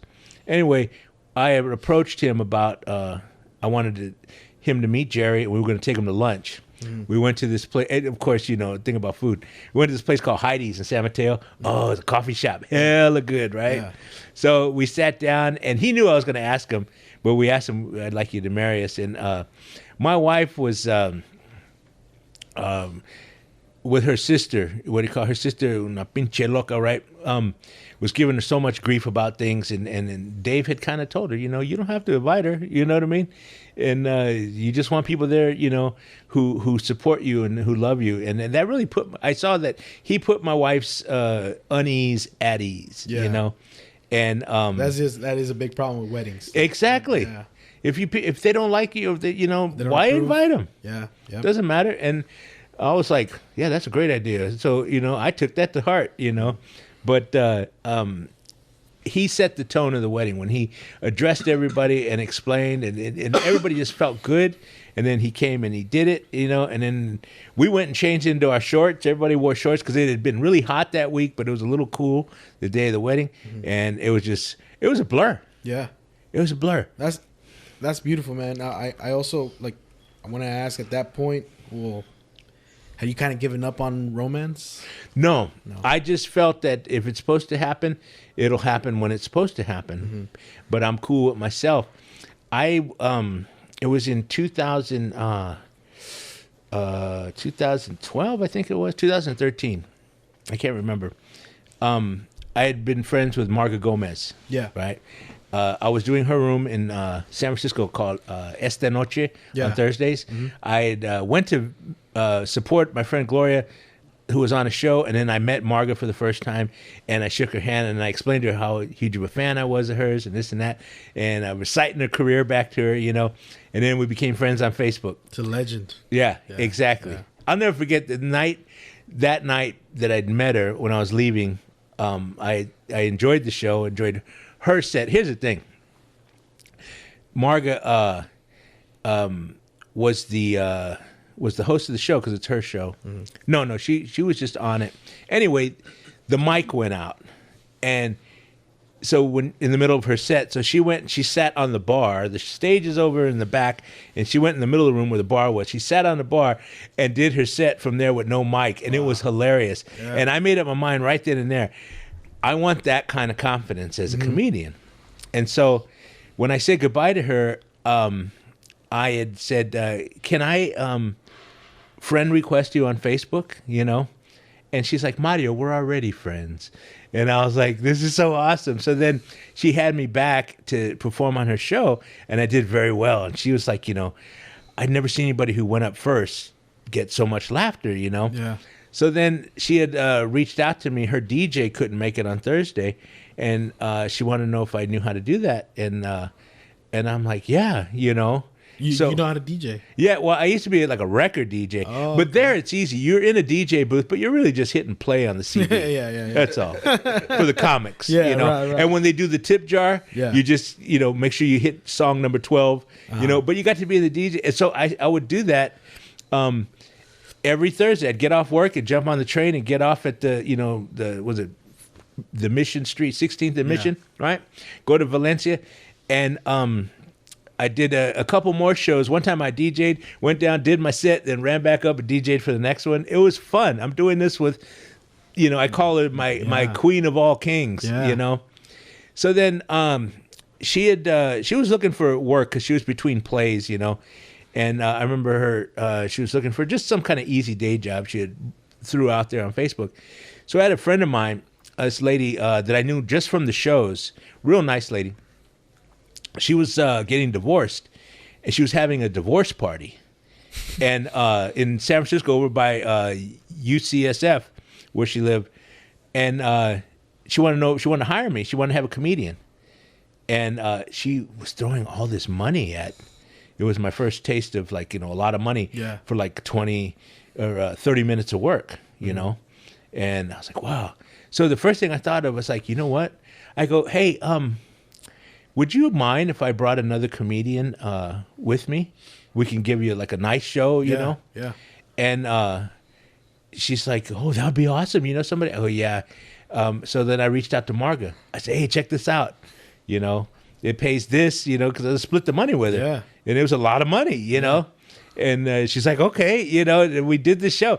And they had it in the courtyard of this area where she lived. She lived in an apartment, but it was a really enclosed courtyard outside, and she had a bartender, and she had. That's cool. She came out to do that, man. Yeah, we met there, right?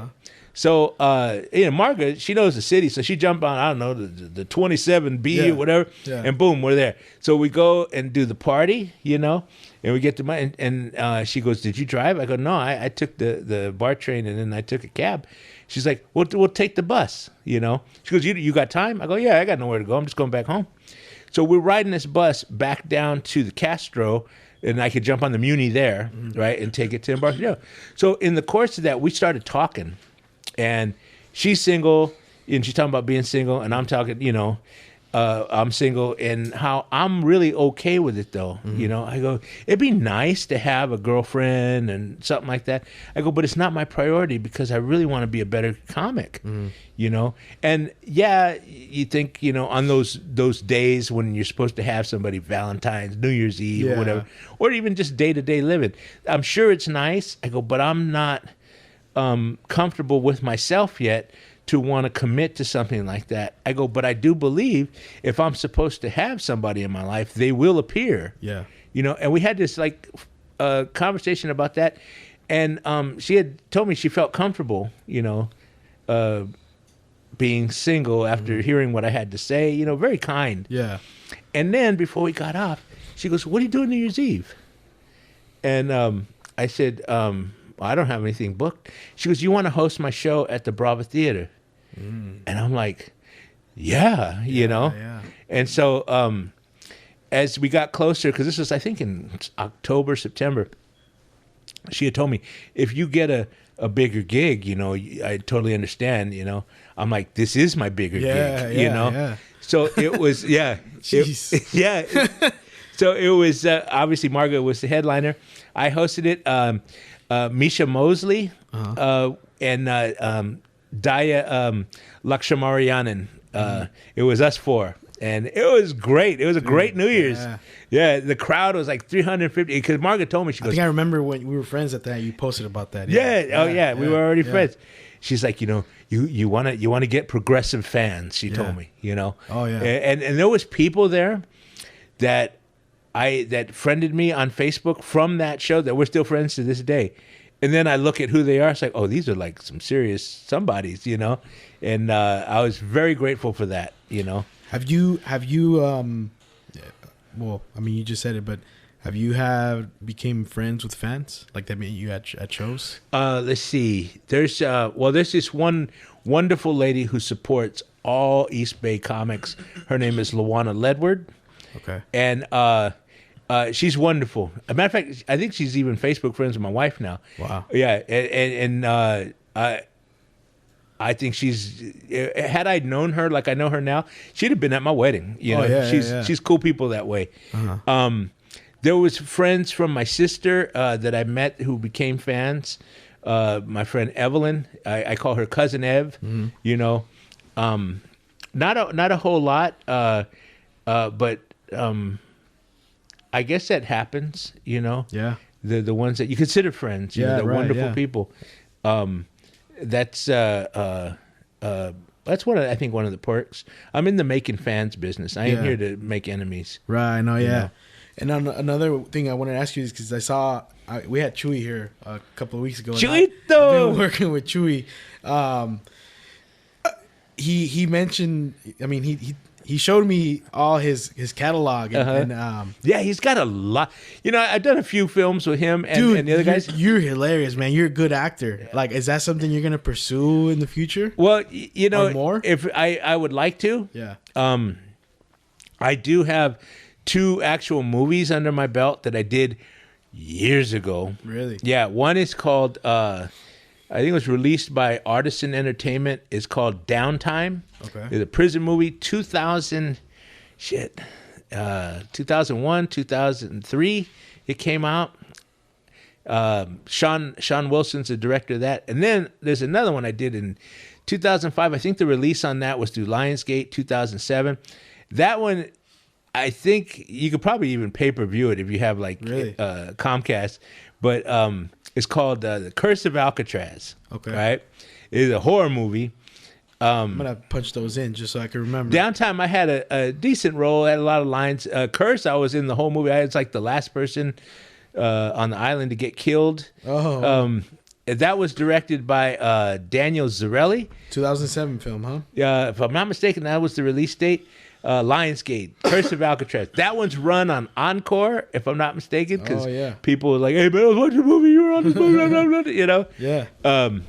But that was a lot of fun. I met some cool people. There's some people that, thanks to Facebook, I'm friends with them. I'm friends with the director, my friend Taneet, and Jeremy Gilchrist, Taneet Lascelles, Jeremy Gilchrist, and my man Alex Quinn. Those 3 were actors in the movie. Well, Taneet was a production person. Daniel's a director. He does a lot of movies. But do you still work with them or not? No, but I'm gonna hit him up. I'm gonna send him my reel, and send the reel out. Chewy made me a reel. Yeah. Yeah. Oh wow. Yeah, an actual reel to send out. Because it is fun. Yeah. You know, it's just you remember your lines, and you know, just we had some pretty good feedback from the little parody food show that we did. I saw that. That was good. What was that line? If you touch these vegetables, I'm gonna kill you like a son of a. Oh no, that was Kitchen Spanish. Kitchen Spanish. Yeah. Ferdy was like the food Ferdy. show. Oh yeah, Ferdy. That's the first one I watched. Ferdy. The idiot. Yeah. Yeah. We have some ideas. Well, Chewy has these ideas, and I start expanding on them.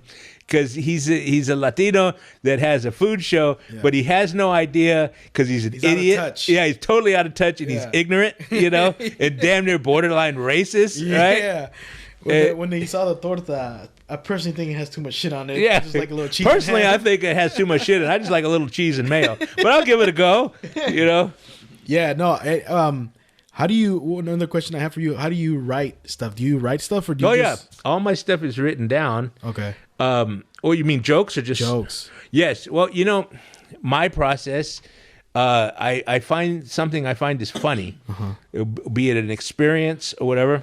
I exaggerate it and then give it a punchline, you know, and then work it out, you know. You still do open mics?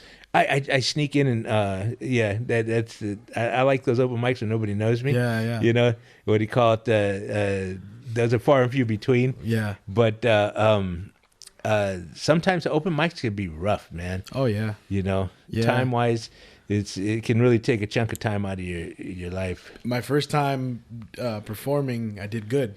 And then after that, I went to an open mic, and it well, you know, I told me. I told my wife. I didn't tell her. You don't tell your wife anything. You talk about it. I said, I want to. We've been busy. We you know, with my sister being sick and things like that. But I said I really want to spend more time in the city. Just kind of floating around. I go, I've been wanting to do this for like 2 years. Like hitting mics, things like that. I said, but you know, the time wise, we need to make some adjustments, you know, and she's very agreeable about that. there was some situations that happened this year. She's like, yeah, you need to be doing that. You know, what do you call it? That's where you need to be. Full time. Yeah. Are you a full time comic now? Yeah, I don't cut meat. No. She won't let me cut meat no more. Wow. I tried. She told. Good, I tried to get this job last year. You're at Whole Foods, right? I was at Whole Foods for 4 years. That was like my last meat cutting job, but I had missed it. I had left Whole Foods in March of 2018. So I thought, I want to work for the holidays somewhere. So I went to Stroud's, right? And a nice company, beautiful store, right? But I didn't realize, it's like, you know what? They don't need guys like me, you know? And God bless them, but man, this place is whack, you know? And I was like 7 days, and then I was like, when I got the job, I said, I'm just want to work. I can't work nights because I got things going, and I just want to work part time. If you can use me, this is my resume. I have a lot of experience, you know. And I said, I'm not looking for a meat cutting job. Yeah. You know, you guys need help. They're hiring for a clerk, you know, $17 an hour. I thought part-time, I could do that. It's in Dublin, no problem. Yeah. But man, you know, my first day there, they're like, I put the counter in because I started, you know, 5. First thing they said, wow, counter's in already. Usually, you know, the guy takes till like 9 o'clock, you know, and the store opens at 8. Wow. And I'm like, oh, this is 9 o'clock. I had this shit at 6. Management. 6:30, right? It says a lot about management. And I was like, okay. So then, you know, you're working? Yeah, exactly. I'm around these, and then I don't know what happened. They were going to fire the whole crew on the 3rd day. I don't know what they've been doing. Yeah. I'm like, I can't be around this. No. These people, you know. Yeah. Because my wife says, don't you take over. I know how you are. You know, you just go and work your shift, and you come home, and it's like, no, man, they're going to fire the crew because they're pendejos. I don't know. There's been some drama or whatever. I was like, no, it's not a nice fit. So 7 days, I was like, you know, you guys are awesome. Thank you. But I can't work here no more, man. And the guy goes like, well, get another job? I go, no, I just can't work here. Did something happen? I go, no, this place is whack as fuck, dude. Yeah. You know, I don't know how you've been in business this long. Shit. I go, I got to go. Oh, man. Good for you, because imagine if you taking on a responsibility like that, if you would have taken over, you wouldn't have been doing stand-up. There's a lot of things, yeah. A lot of things. Well, for me, too, you know, I was just fortunate the way things worked out. You know, we're in a position now because, like, we live with my mother-in-law, and, you know, she's very old and can't really get around, you know, so she needs help. We're in that position that, you know, that we could do this. This year was big for me because I got my teeth fixed, you know. Oh, yeah. Yeah, and I've been wanting to do that. And the things that I had accomplished since last year, if I was still cutting meat, and nothing wrong cutting meat, but I wouldn't have gotten any of this done. Yeah. Nothing. Also, like for you, I know you mentioned you want to do more stuff in the city. Mm-hmm. What's the future looking like for you? Do you want to record an album? Do you want to record a special? Yeah, I want all the things that a comic will do. Mm-hmm. I want to do those, but not next year. Okay. You know what I mean? Yeah. You want to? I mean, I don't have it planned for next year. Like this, you know, 2020, I'm going to do this. Mm-hmm. No, I there's some things that I have cooking that if they pan out, that'll be great. Mm-hmm. But yeah, who wouldn't want an album? Who wouldn't want a DVD? Right. Right. It's different now, though. You know, and I see how other people, you know, what they do. Where did that album go? There's one lady in particular. She has an album, and I really love watching the way she is progressing and charting her career. Mm-hmm. You know, she's doing all the right things, and she's just, you know, I find her phenomenal. I'm going to record an album, and then I'm realistic with myself. Okay, I'm gonna record an album.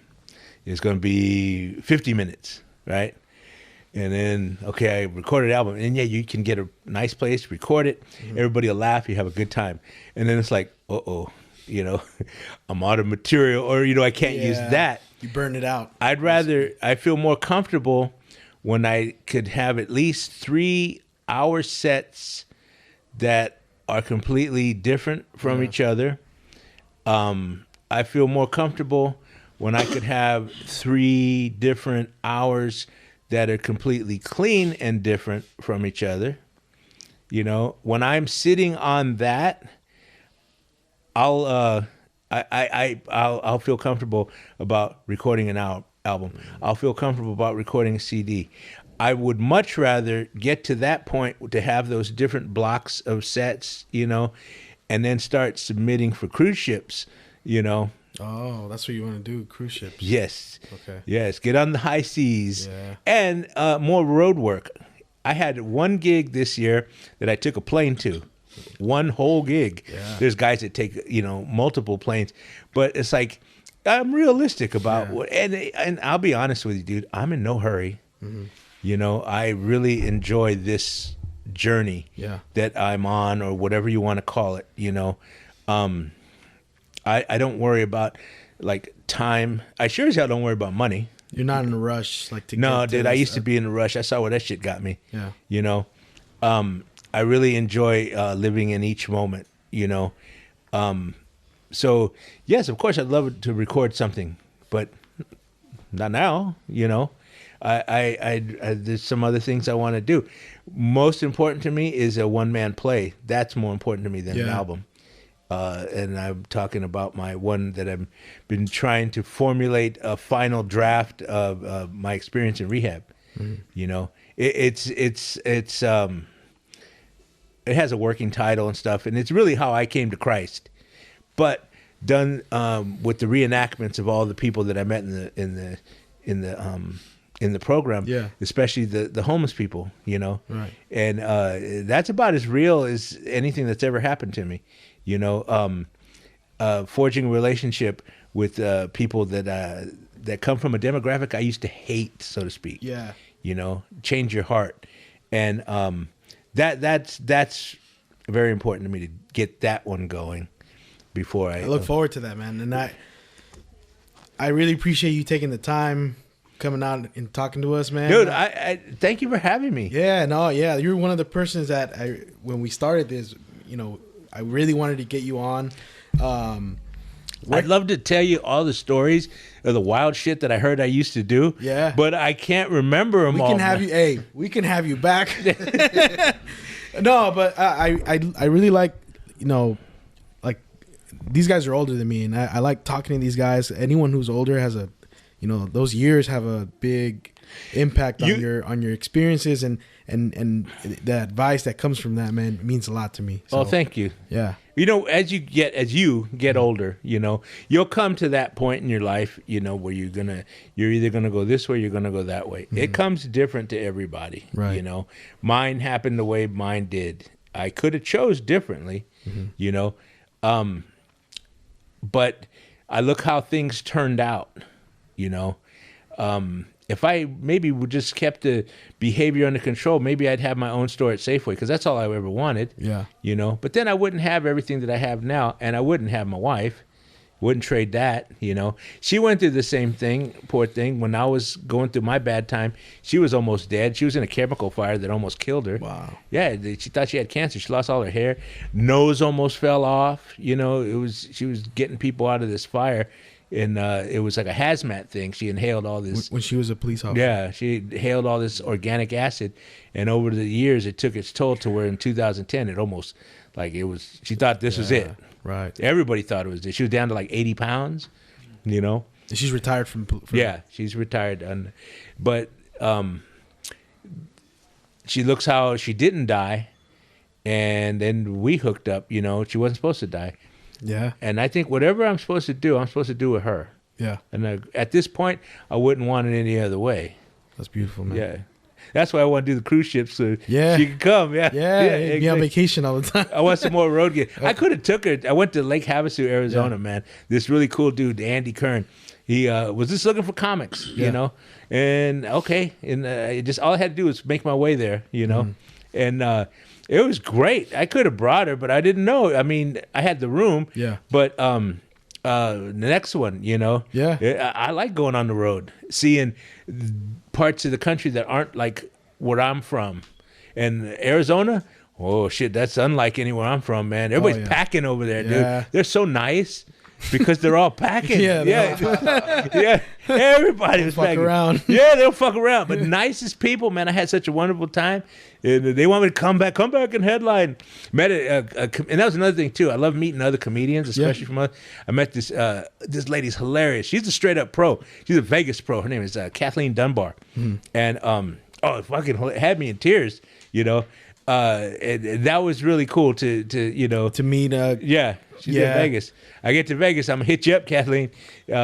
She's out there just doing it. But you could tell, very polished veteran. I love that. Nice. That's a professional right there. Yeah, man. yeah. I have a lot of respect for that. Have you had any types of audiences that you have a harder time making laugh? I have the whole audience overall.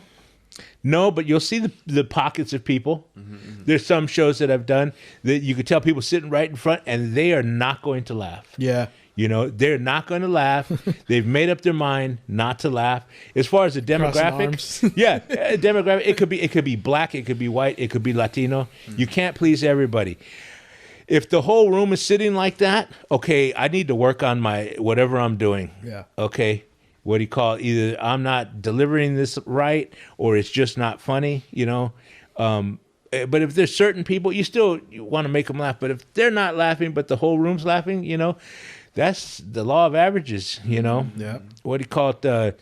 I just keep it moving, I've only had one person. I did a show. It was in Oakland. They had that Oakland Comedy Festival. I think Go Baby Productions did it.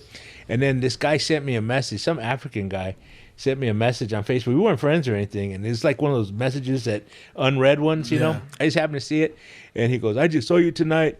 And you were a joke. You were not funny. You are stupid, Jesus. And so I just who's this guy? His name was one of those unpronounceable names. Yeah. So I just sent him back a message. Fuck you too then, Nice. I ain't got time to lose sleep over you. Yeah. You Just know? don't see me. Yeah. Yeah. That's funny as social media. People get brave. Where can people follow you on social media? Like if they want to add you or okay. you have Instagram and Facebook. Instagram, right? comedian Mario the Butcher. Facebook, Mario A. Montes. I will vet the Facebook ones though. Okay. Yeah, you know. Yeah. You know. But Twitter. I have two. I have a Twitter, Mario A. Montes, or comedian Mario the Butcher. Okay. On Twitter, the comedian Mario Butcher only has like 12 followings. The other one has like 270. Do you reply? Always. Well, I mean, you said. What did you say? You were saying something about people get brave. On social media, Yeah. right? I had this other guy. He was talking shit to me off some thread. I don't know this guy, right? What do you call it? He was all pissed off. He's going to kick my ass and this and that, you know? I said, really? I said, well, hang on one second. So I shouldn't say the person's name. I reached out to somebody that has the ability to look up names, right? Yeah. I got the guy's address, right? Shit. So I sent him his address, you know? And he didn't respond. And then I sent him my address. I go, since I have your address, here's mine. Yeah. I go, where you want to meet, motherfucker? Bring a gun. I'm going to shove it up your ass. Oh, shit. And then he blocked me. There you're having, if you send Mario a message trying to threaten him. Now, I don't mean to cuss or anything, but, you know, I mean, I love the Lord. I live my life as a Christian, but I am not Jesus, all right? I just love Jesus. I am not. I will fuck you up in 2 seconds if you push the wrong fucking button. And he's like 6'2", so don't you fucking get crazy. I will grab you and throw you, you know? I don't want to do that. I got a knife in my bag. Yeah. Because I'm on the BART train. Yeah. This knife is a special knife, right? I don't ever want to have to use it. It's not some sword. It's not a butcher knife. It's only made for cutting the jugular, right? It's even curved that way. The blade is not out. It's in. Yeah. It'll either go from your scrotum to your belly or I will cut your jugular. I don't ever want to use this knife. It scares me, but I will fucking use it because there's crazy people out there. You send the wrong message or you heckle them at the wrong time. Right? I'd not fuck around. Mario, man, thank you for coming, man. Thank you. So we know where to follow you. Hope to have you back again. Thank you. Thank you guys for having me here. Yeah, man. My wife's going to say, what'd you tell him about the knife for? But at the same time, she'll tell me, that's why I married you. We're gonna end it on that note, man. Thank you so much. Yeah, thank you for coming back. I'd definitely love to have you back, man. Thank you. Yes. Yeah. And I wish you luck with getting on the cruises in the future, man. And for sure, I mean, we're gonna still talk. We're homeboys, so yes, of course. Yeah, of course. Any closing remarks? Closing remarks. Let's see. You know what? I could plug all my shows and all that, but just follow me, Comedian Mario the Butcher, on Instagram. And remember this. Two things that I always believe in. It's never too late to do what you want in your life as long as you're alive. Yeah. And it ain't never over till you're dead. And like my friend, like Ellen told me years ago on the meet and greet, it's only failure if you don't try. And that's it. And I had to learn that. But that's life right there, man. If there's something you want to do, go do it, because the only thing stopping you is yourself. I'm living proof of that. I really wanted to quit. Perfect example of that. I lived that. That's it. That's it, man. All right, brother. I don't think it can get better than that, man. We're out. Out.